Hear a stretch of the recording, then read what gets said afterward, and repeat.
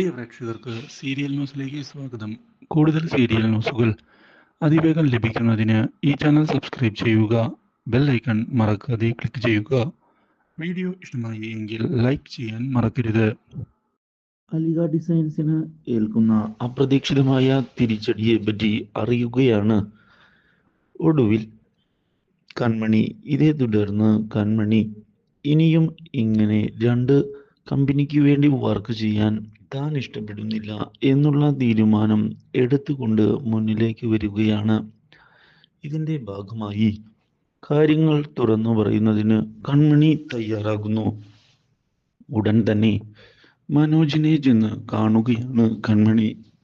മനോജിനോട് താൻ ഒരു തീരുമാനം എടുത്തു കഴിഞ്ഞു എന്ന് വ്യക്തമാക്കുന്നു. ഇത് കേൾക്കുന്ന മനോജ്, PR ഗ്രൂപ്പിൽ ചേരുകയല്ലേ? അപ്പോൾ അലിഗയിൽ നിന്ന് റിസൈൻ എപ്പോഴാണ് ഇടുന്നത് എന്ന് ചോദിക്കുകയും ചെയ്തതിനെ തുടർന്ന് താൻ അതിന് തയ്യാറല്ല എന്നുള്ള കാര്യം അറിയിച്ചിരിക്കുകയാണ് അവൾ. അപ്രതീക്ഷിതമായ ഈ കാര്യം വേദനിപ്പിച്ചിരിക്കുകയാണ് മനോജിനെ.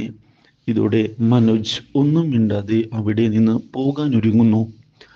അപ്പോഴാണ് മനോജിനോട്, ചേട്ടൻ എന്നോട് ദേഷ്യം വിചാരിക്കരുത്, കാരണം എനിക്ക് PR ഗ്രൂപ്പിൽ വർക്ക് ചെയ്യാൻ തീരെ താല്പര്യമില്ല. അതുകൊണ്ട് മാത്രമാണ് ഞാൻ അങ്ങനെയൊരു തീരുമാനം എടുത്തത്, അല്ലാതെ മറ്റൊന്നും കൊണ്ടല്ല. ഇത് കേൾക്കുന്ന മനോജ്, കാര്യങ്ങൾ എനിക്ക് മനസ്സിലാകുന്നുണ്ട് കൺമണി. നിനക്ക് നിന്റെ കാര്യത്തിൽ പൂർണ്ണ തീരുമാനം എടുക്കാൻ സാധിക്കുന്നതാണ്. അത് എതിർക്കുന്നതിന് ഞാൻ ആരുമല്ല, അതും സത്യം തന്നെയാണ്.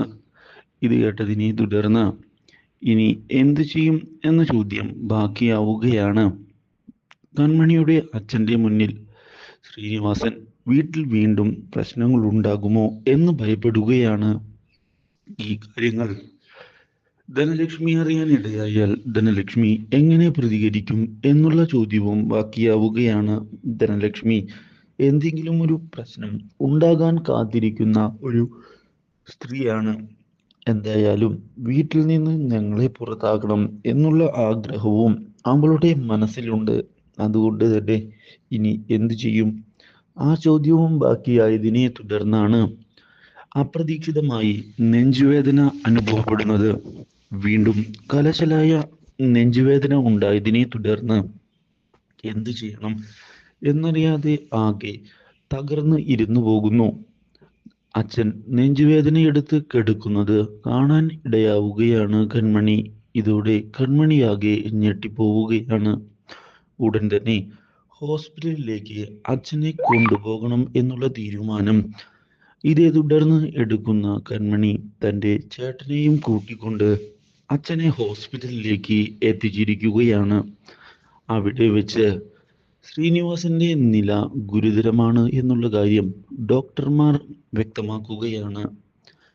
വേഗം ഓപ്പറേഷൻ നടത്തണമെന്നും പണ്ടേ ഈ കാര്യം ഞാൻ കൺമണിയോട് പറഞ്ഞിരുന്നതല്ലേ എന്ന് ചോദിക്കുകയും ചെയ്തതിനെ തുടർന്ന് കൺമണി ഉത്തരമില്ലാത്ത അവസ്ഥയിൽ നിന്നു പോവുകയാണ്.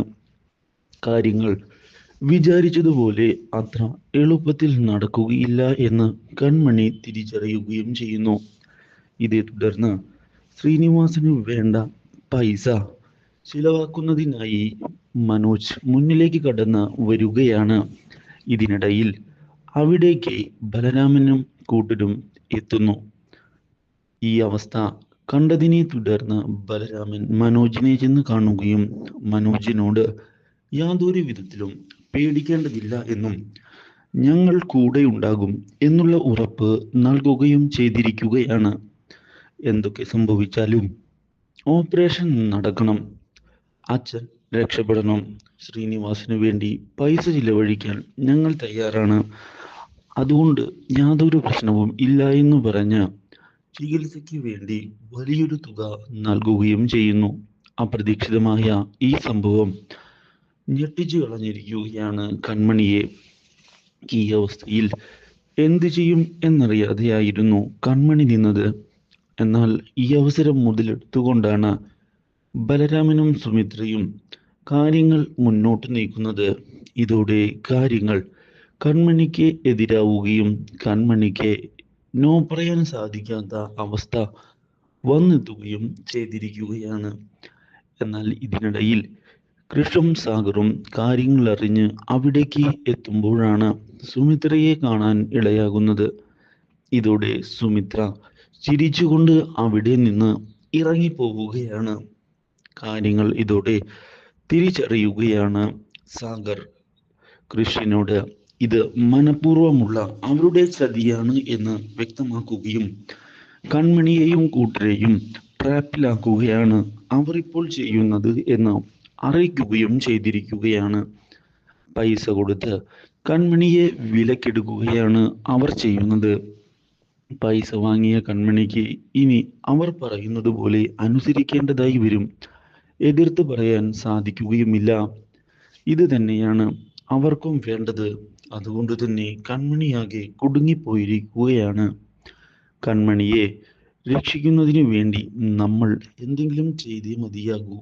ഇല്ലെങ്കിൽ കൺമണി എന്നേക്കുമായി അവരുടെ ട്രാപ്പിൽ അകപ്പെട്ടു പോകും എന്ന് സാഗർ പറഞ്ഞതിനെ തുടർന്ന് കൃഷ് ഈ കാര്യത്തിൽ ഇടപെടുന്നതിന് തയ്യാറായിക്കൊണ്ട് മുന്നിലേക്ക് വരികയാണ് കൺമണിയെ കാണുന്നതിനായി. ഇതേ തുടർന്ന് കൃഷ് പോയതിനെ തുടർന്ന് കൃഷിനെ ഞെട്ടിച്ചുകൊണ്ട് മനോജ് അതിൽ ഇടപെടുകയാണ്. കൃഷ് ഇങ്ങനെ കൺമണിയെ കാണുന്നതിനായി ഇടയ്ക്കിടെ കയറി വരരുത്. അവളുടെ വിവാഹം നിശ്ചയിച്ച കാര്യം നിങ്ങൾ മറക്കരുത്. നിങ്ങളിങ്ങനെ ഇടയ്ക്കിടെ കയറി വരുന്നത് വരുണിന് ഇഷ്ടമുള്ള കാര്യമല്ല. അത് അവൻ പ്രത്യേകിച്ച് പറഞ്ഞിട്ടുമുണ്ട്. ഇനി നിങ്ങൾ ഇത് കേൾക്കാതെ വീണ്ടും കാണുകയാണ് എങ്കിൽ അത് കൺമണിയുടെ ഭാവിയെയാണ് ബാധിക്കുക. ദയവായി കാര്യങ്ങൾ മനസ്സിലാക്കണം എന്ന് മനോജ് പറയുന്നു. ഇതോടെ കൃഷ് ആകെ നിസ്സഹായനായി മാറുകയാണ്. എന്തു ചെയ്യും എന്ന ചോദ്യം മുമ്പിൽ ബാക്കിയായി നിൽക്കുന്നു.